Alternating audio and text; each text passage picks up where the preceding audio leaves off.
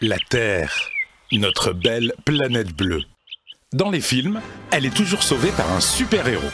Dans la vraie vie, on l'attend encore. Mais le péril, lui, il existe bien, c'est le changement climatique. Explication. À l'origine du changement climatique, il y a les gaz à effet de serre. Ces gaz forment une couche qui se concentre dans le haut de l'atmosphère. Les gaz à effet de serre sont naturellement présents dans l'atmosphère depuis toujours. Ces gaz ont un rôle de régulateur pour notre planète. Ils gardent la chaleur du soleil et maintiennent la Terre à une température moyenne de 15 degrés. Sans eux, il ferait très froid, environ moins 18 degrés. Depuis la révolution industrielle, les activités humaines ont provoqué l'augmentation artificielle des gaz à effet de serre.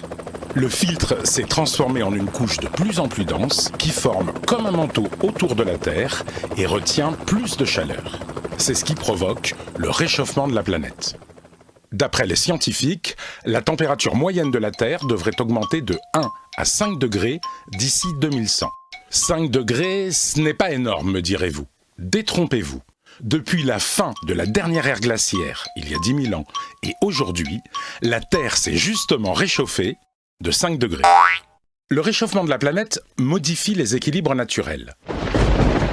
Température, régime des vents et des pluies, biodiversité, acidité de l'océan. Dans l'hypothèse la plus pessimiste, les océans auront grimpé de 82 cm d'ici la fin du siècle. 700 millions de personnes devront quitter leur logement et trouver refuge ailleurs.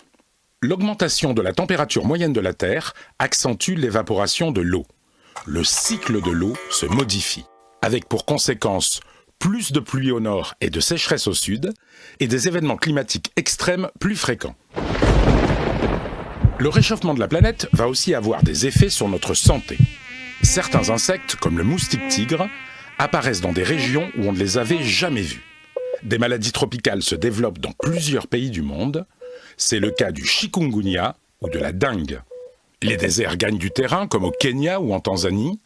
La biodiversité est menacée. 20 à 30% des espèces végétales et animales de la planète risquent de disparaître à court terme, soit environ 20 000 espèces par an. Et il n'y aura pas de super-héros pour nous sauver. Retrouvez toutes les solutions sur le site de l'ADEME.